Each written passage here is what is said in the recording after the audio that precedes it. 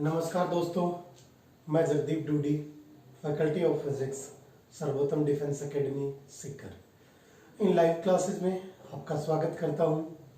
Live classes के feedback के regarding आज आपसे कुछ बात करना चाहूँगा। पिछले जितने भी वीडियोज आए हैं आपके पास in terms of the live classes, content part आपके पास कैसा लग रहा है, एग्जाम्पल्स मैंने कोशिश की है कि सारी चीज़ों को आपको समझाया जा सके। फिर भी यदि कोई डाउट है, कुछ आपको लगता है कि कंटेंट पार्ट में, वीडियो क्वालिटीज़ में, ऑडियो क्वालिटीज़ में इम्प्रूवमेंट होना चाहिए, तो आप हमें हमारे नंबर पर कांटेक्ट करके बता सकते हैं। बहुत सारे बच्चों के कमेंट्स आ रहे हैं, सर बाकी क्लासेस कब स्टार्ट होंगी, मैथमेटिक्स की, जीके की, तो उनके लिए भी बहुत जल्दी हम क्लासेस अरेंज कर रहे हैं। हमारा जो ऑनलाइन स्टूडियो जो सेटअप है उसमें थोड़ा सा डिले हो रहा है, कुछ टेक्निकल खामियां आ रही हैं उसी की वजह से। पर फिर भी आप लोग बने रहिए, हमारे साथ जुड़े रहिए, एक से बढ़कर एक लेक्चर्स आपको मिलते रहेंगे। उम्मीद करते हैं कि बाकी सारे सब्जेक्ट्स के लेक्चर्स भी आपको बहुत जल्दी ही मिल जाएंगे। तो आज अपन बात करें फिजिक्स के पॉइंट ऑफ व्यू से। तो लास्ट क्लास अपन डिस्कस कर रहे थे, काइनेमेटिक्स को स्टार्ट किया था। पहले अपन ने डिस्कस किया था डिस्टेंस और डिस्प्लेसमेंट, उसके बाद में अपन ने डिस्कस किया था स्पीड एंड द वेलोसिटी। उसी चीज को आगे एक्सटेंड करूंगा जब मैं स्पीड और वेलोसिटी के रेस्पेक्ट में, कि अपन ने डिस्टेंस और डिस्प्लेसमेंट से स्पीड या वेलोसिटी कैलकुलेट की थी। अब अपन क्या कैलकुलेट करेंगे, एक्सीलरेशन की बात करेंगे, जिसको अपन त्वरण बोलते हैं। तो एक्सीलरेशन या त्वरण एग्जैक्टली होता क्या है, जैसे अपन ने स्पीड में पढ़ा था, क्या होगा आपके पास, दूरी में परिवर्तन की दर। इसी तरीके से वेलोसिटी क्या थी आपके पास, विस्थापन में परिवर्तन की दर। तो यहाँ पर भी क्या होगा, ये भी एक परिवर्तन की दर है, परंतु अपन एक स्टेप आगे बढ़ गए तो आप किसके परिवर्तन की बात करेंगे, वेलोसिटी के परिवर्तन की बातें करेंगे। मतलब वेग में परिवर्तन की दर को आप किस रूप में व्यक्त करेंगे, त्वरण के रूप में व्यक्त करेंगे। त्वरण को हमेशा किससे लिखा जाता है, स्मॉल ए से लिखा जाता है। ये किसके इक्वल होगा, वेग में परिवर्तन। इसका मतलब क्या फॉर्मुलेशन होगी, v2 माइनस v1 बटे समय में परिवर्तन कितना होगा, t2 माइनस t1। तो ये जो परिवर्तन होगा, इस परिवर्तन को अपन किस रूप में लिखेंगे, v2 माइनस v1 को लिखेंगे डेल v और t2 माइनस t1 को लिखेंगे डेल t। तो अपन इसको लिख देंगे a equal to del v upon del t, जिसको अपन औसत त्वरण के रूप में भी जानते हैं। यदि आपको औसत त्वरण ज्ञात करना है तो भी अपन ऐसी ही फॉर्मुलेशंस लेते हैं, del v upon del t। यदि मैं इसके तात्क्षणिक मान की बात करूं तो जैसा अपन ने वेग में भी देखा था, चाल में भी देखा था, किसी क्षण विशेष पे, किसी दिए गए बिंदु पर आपको किसका वेग या चाल का मान पूछा जाता था, वैसे ही आपके पास यहाँ पर तात्क्षणिक त्वरण की बात की गई है। इसका मतलब किसी पर्टिकुलर टाइम इंस्टेंस पर उसका एक्सीलरेशन कितना होगा उसके बारे में आपसे पूछा गया है। तो इंस्टेंटेनियस के लिए यही फॉर्मुलेशन होती है, when we are just to be taking out limit del t tends to 0 del v upon del t. जब भी आप लिमिट्स को क्या कर देंगे, इधर देखिए लिमिट्स को 0 कर दिया टेंड्स टू 0, इसका मतलब ये जो अंतराल है ये क्या होना चाहिए, मिनिमम होना चाहिए। एग्जैक्टली जब अपन क्वेश्चंस को सोल्व करने जाएंगे, we are just to be considering the value 0, but फिर भी अपन 0 के रेस्पेक्ट में, क्योंकि यदि इस वैल्यू को आप 0 कर देंगे तो अंतराल 0 के वैल्यू अनंत या इनफाइनाइट की टर्म्स में हो जाएगी। But it is to be the formulation when del t equal to 0। तो ये अंतराल अपन जितना कम हो सकता है उतना कम करते हैं, उसके रेस्पेक्ट में इंस्टेंटेनियस को आप कैसे लिखेंगे, dv अपॉन dt। ये फॉर्मुलेशन उस टाइम भी मैंने बताई थी, एक अपने पास फॉर्मूला आया था, क्या फॉर्मुलेशन आया था, v equal to dx upon dt। तब भी मैंने बताया था ये फॉर्मूला कहाँ पे काम में लेना है, जब आपको कोई भी अक्ष जो है वो टाइम के फंक्शन के रूप में दे रखा हो, वहां बिना सोचे बस उसका डिफरेंशिएशन कर देना और जो क्वेश्चन में पूछा गया उसकी वैल्यू को पुटअप कर देना। वहां पर ने 2-3 तरीके के सवाल देखे थे, कुछ सवाल यहाँ पर भी उसी तरीके के बनेंगे। इसका मतलब ए को मैं किस रूप में लिखूंगा, dv अपॉन dt। मतलब जब भी आपको वेग समय के फलन के रूप में दिया गया होगा तो अपन वहां से किसका मान ज्ञात कर सकते हैं, त्वरण का मान ज्ञात कर सकते हैं। वहां पर किसी पर्टिकुलर टाइम इंस्टेंस पर आपको त्वरण का मान पूछ सकता है, या फिर आपसे क्या पूछ सकता है कि किस पर्टिकुलर टाइम इंस्टेंस पे त्वरण 0 होगा या फिर वेग की फॉर्मुलेशन 0 होगी। देखिए अपन क्वेश्चंस पे भी आएंगे, क्वेश्चंस की बात भी करेंगे। ऐसा कोई टॉपिक, ऐसी कोई चीज नहीं छोड़ूंगा जो आपके एग्जाम्स के पॉइंट ऑफ व्यू से इंपॉर्टेंट हो और अपन उसको सॉल्व नहीं कर पाए।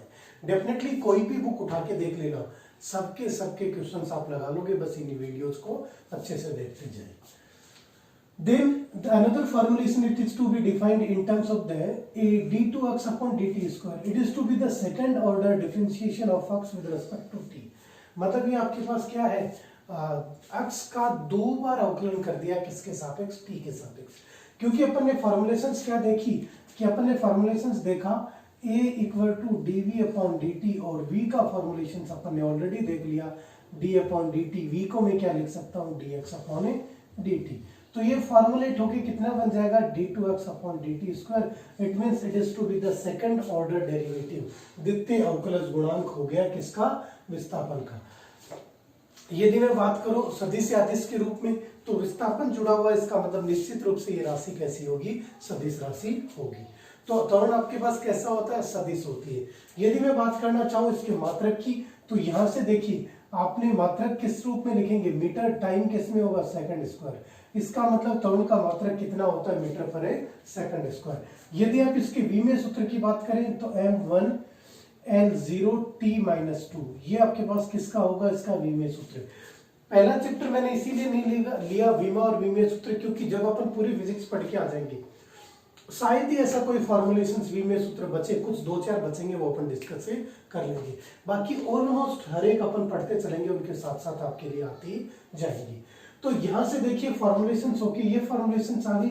दूसरा वेग का अपन ने ऑलरेडी देखा था किस रूप में, मीटर पर second square divide by second लिख के भी आप क्या लिख सकते हैं, मीटर पर सेकंड स्क्वायर। इसका मतलब यहां से मैं त्वरण को कंक्लूड करूं तो त्वरण अपने आप में एक सदिश राशि है, ये वेग में परिवर्तन की दर को बताती है या विस्थापन में परिवर्तन के द्वितीय अवकलज के रूप में परिभाषित होती है। ठीक है, अब विस्थापन का मान जैसे आपके पास क्या था, शून्य भी होता था।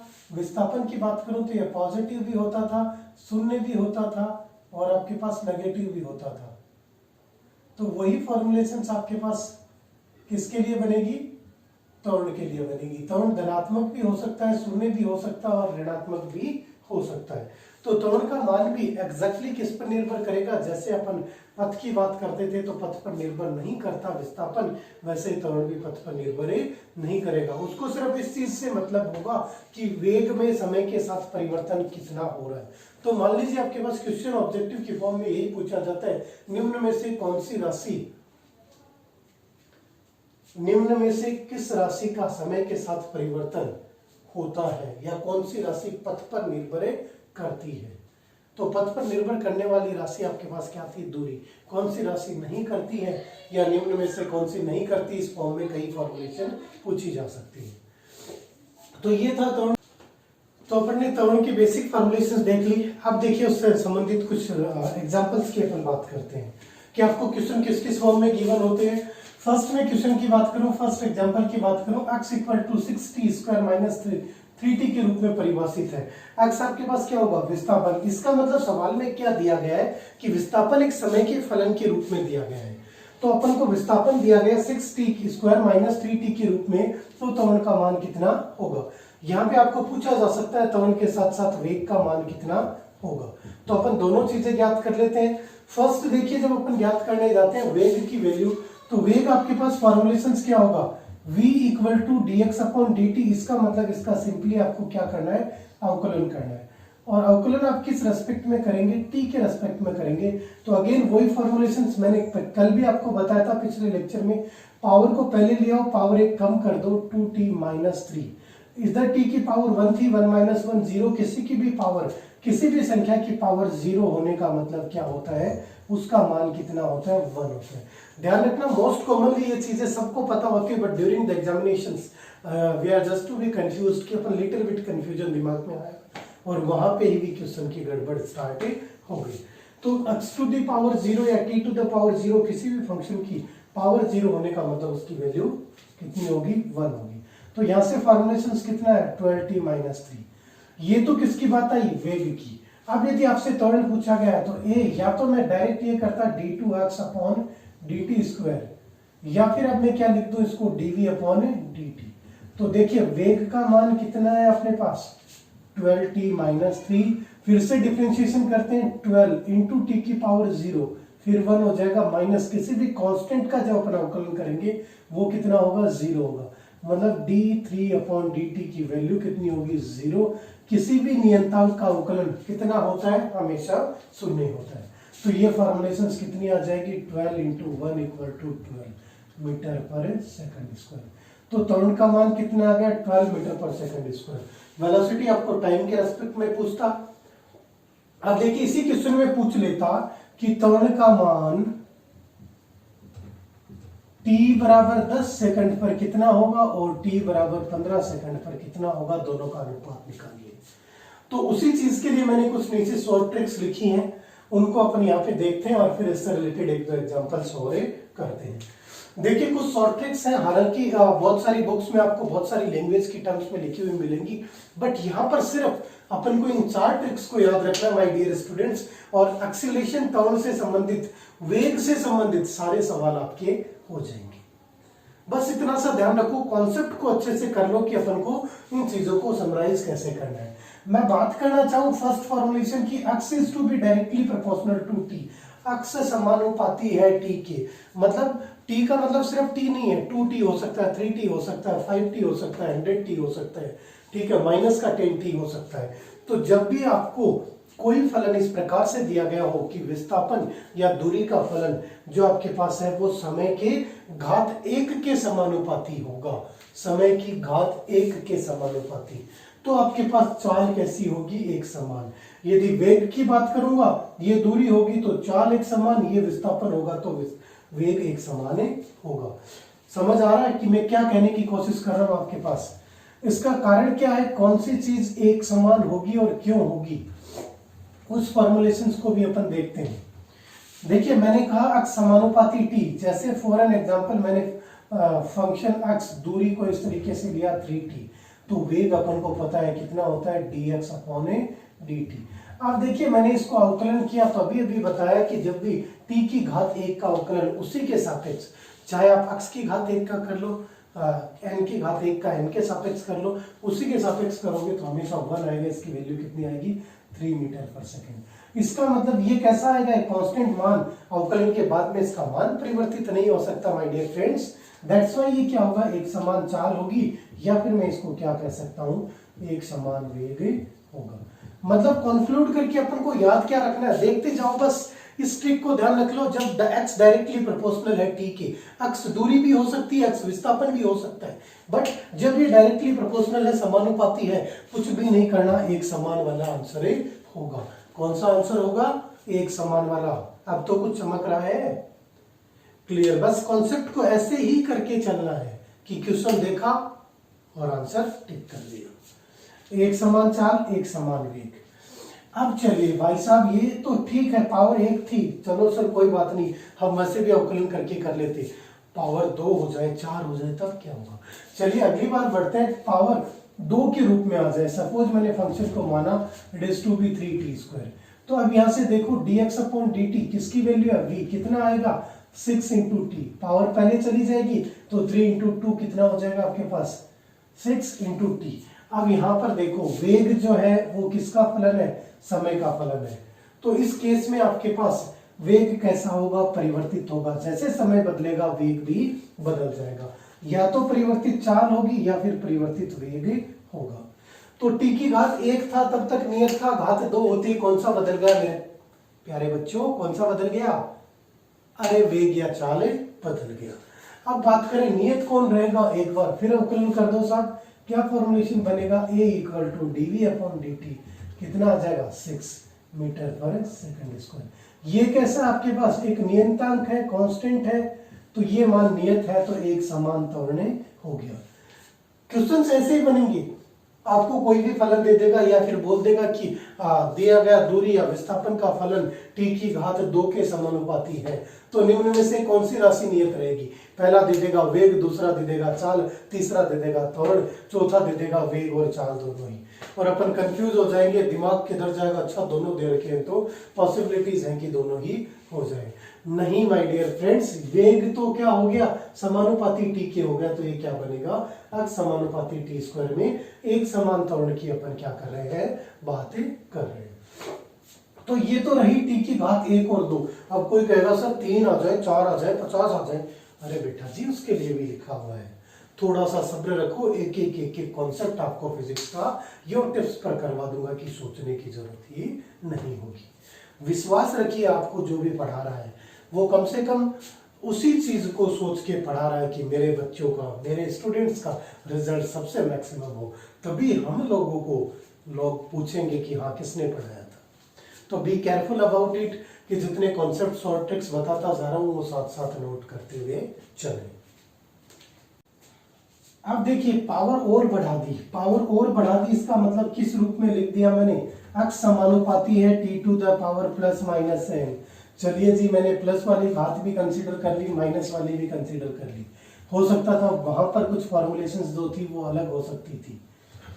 अब देखिए फॉर्मुलेशंस, टी समानुपाती है, अक्ष समानुपाती है टी की घात प्लस माइनस है। 2 तक वाला तो अपन ने सीधा देख लिया, कोई भी बड़ी वैल्यू ले लेते हैं, x इक्वल टू टी की घात 4। आप देखिए आपके पास फॉर्मुलेशंस कैसी बनेगी, बस ज्यादा दिमाग लगाने की जरूरत नहीं है, सिर्फ और सिर्फ वेग या चाल मेरे बच्चा घात 1 पे नियत रहेगा, बाकी सब पे परिवर्तित होगा। तो बस जिसके पास एक घात वाला है वो तो अपना है, बाकी सारे पराये हैं। तो वेग या चाल के लिए क्या फॉर्मुलेशंस रखना है, जैसे ही देखा घात प्लस माइनस n के रेस्पेक्ट में, और यहाँ पे कंडीशंस क्या है कि n की वैल्यू क्या होनी चाहिए आपके पास, ग्रेटर देन 1। यदि n का मान 1 से बड़ा है तो चाल या वेग जो होगा वो आपके पास क्या होगा, परिवर्तित होगा।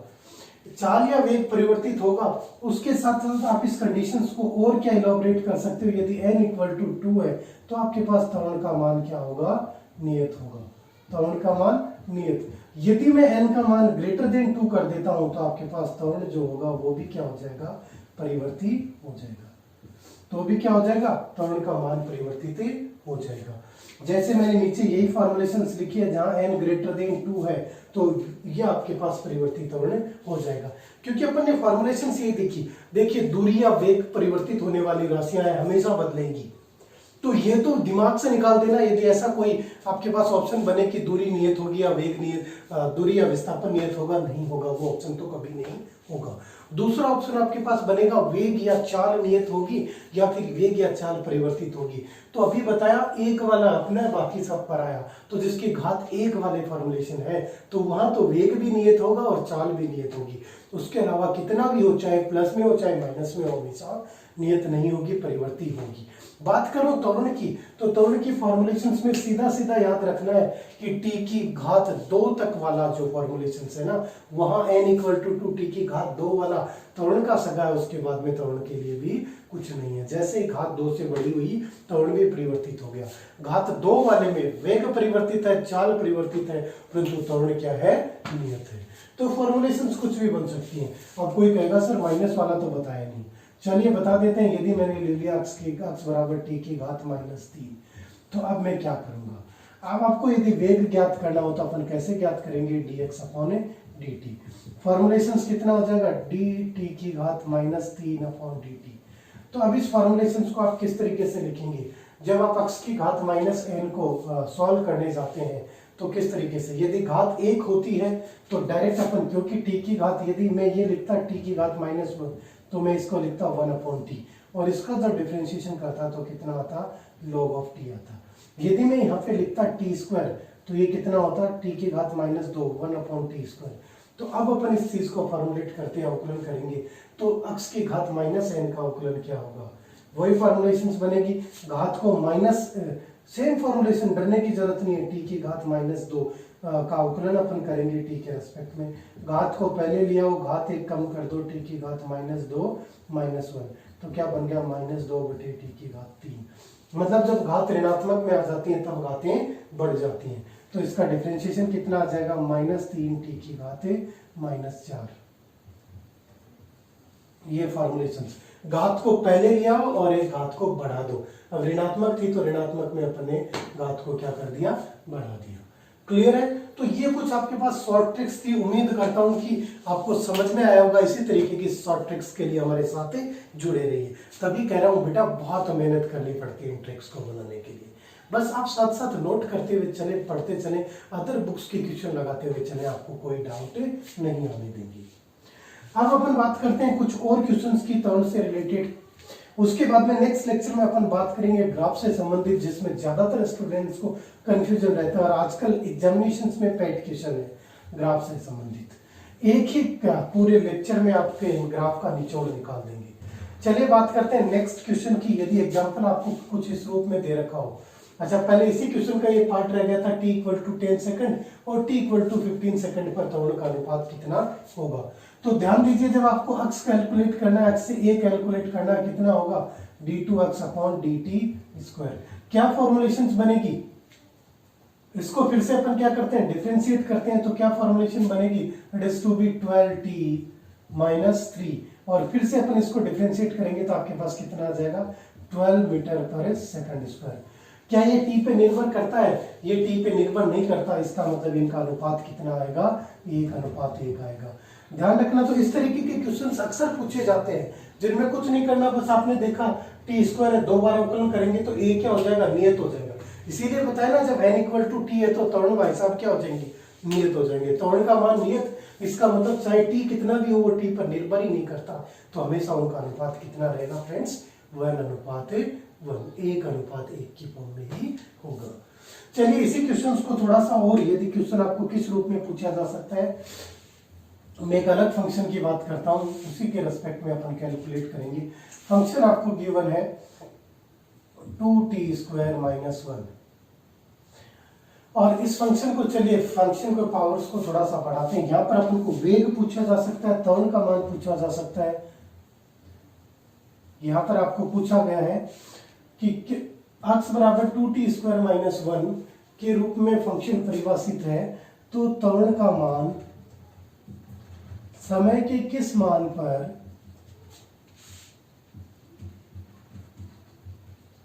शून्य होगा।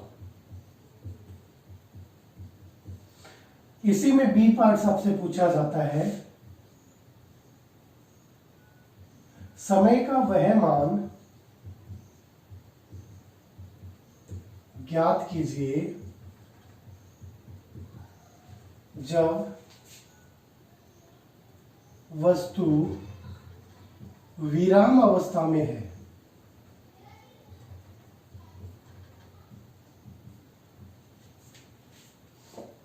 या तीसरी फॉर्मुलेशन इसी में पूछी जा सकती है,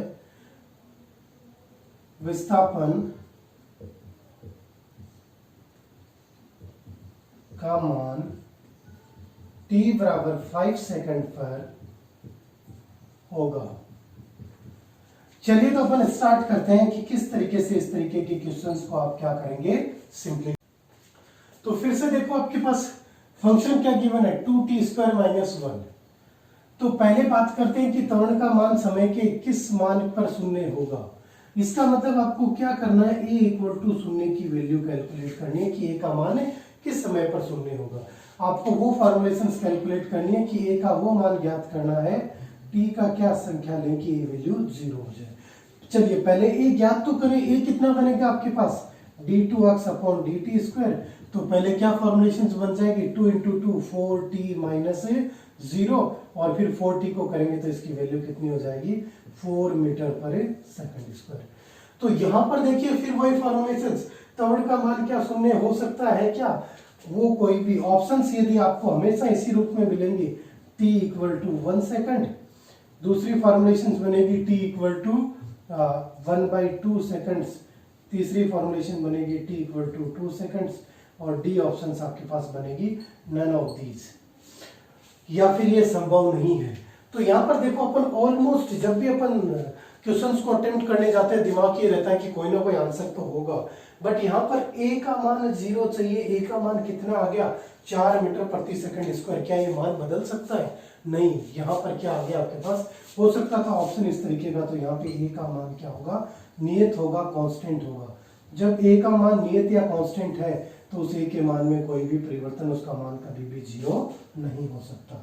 t इक्वल टू कोई भी बिंदु हो, कभी भी a does not equal to 0, ये संभव ही नहीं है। चलिए बात करते हैं नेक्स्ट वाले क्वेश्चंस की। तो नेक्स्ट पार्ट में क्या कह रहा है, समय का वह मान ज्ञात करो जिस पर वस्तु विराम अवस्था में हो। तो पहले भी कह चुका हूं, जब इस तरीके की फॉर्मुलेशन आए वस्तु विराम अवस्था में, इसका मतलब आपको क्या कर देना है, उसको वेग को 0 कर देना है। क्योंकि विराम अवस्था का मतलब क्या है, विराम अवस्था का मतलब उस वस्तु का वेग क्या होगा, 0। पहले अपन वेग ज्ञात करते हैं, तो वेग क्या फॉर्मुलेशन बनेगी, it is to be dx upon dt। तो d इंटू इसको अपन सॉल्व करते हैं, 2t square minus 1 upon dt। Solve कीजिए, कितना आएगा 4t माइनस 0, तो v इक्वल टू 4t आ गया।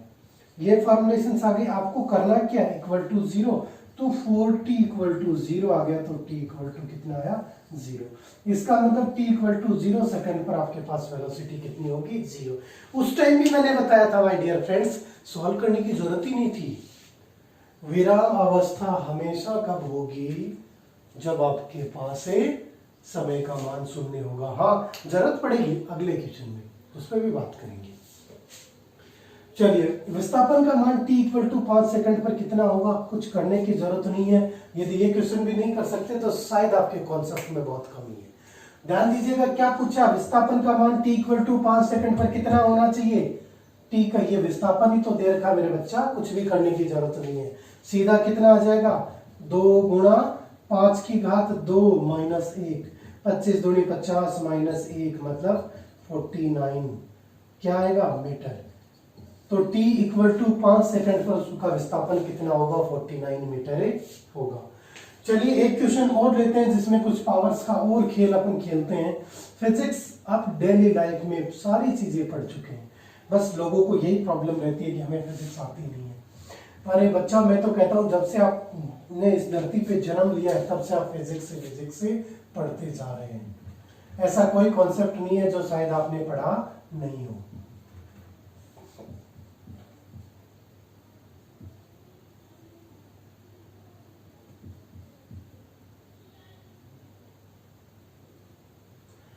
चलिए, अपन x आपको विभाजित परिभाषित है, किस फॉर्मुलेशंस में परिभाषित है, x की वैल्यू आपके पास परिभाषित है t क्यूब माइनस, इसको मैं क्या कर देता हूँ, 16 कर देता हूँ, या it is to be in terms of the 48, ताकि ये क्वेश्चन सॉल्यूशन में थोड़ा इजी हो जाए। x equal to T cube minus 48।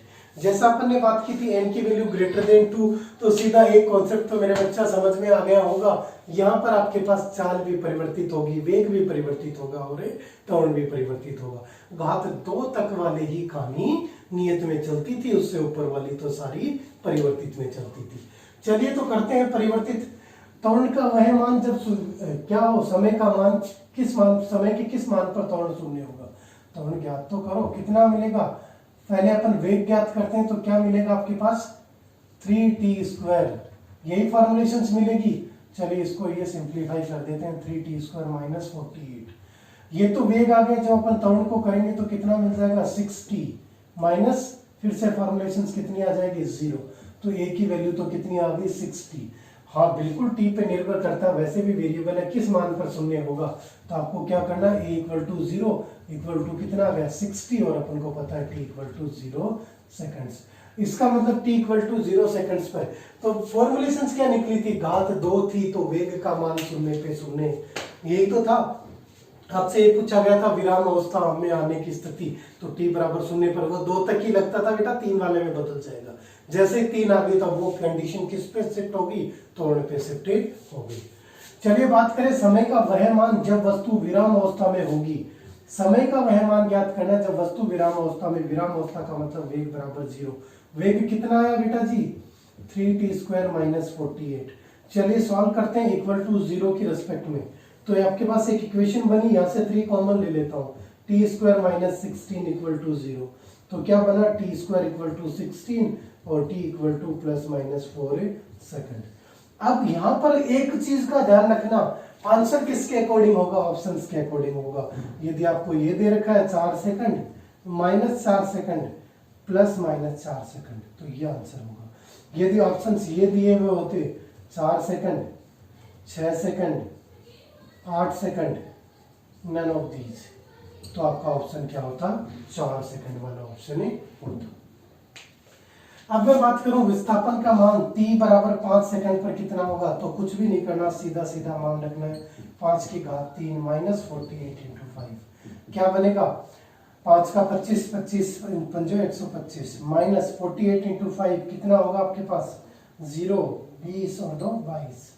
तो फॉर्मुलेशंस कितना बनेगा 125, 225 माइनस का 95 मीटर। तो विस्थापन का मान माइनस का 95 मीटर आ गया। या फिर अब इसमें दूरी पूछ लेता तो बेटा अक्स दूरी तो संभव ही नहीं, क्योंकि दूरी का मान ऋणात्मक संभव नहीं है।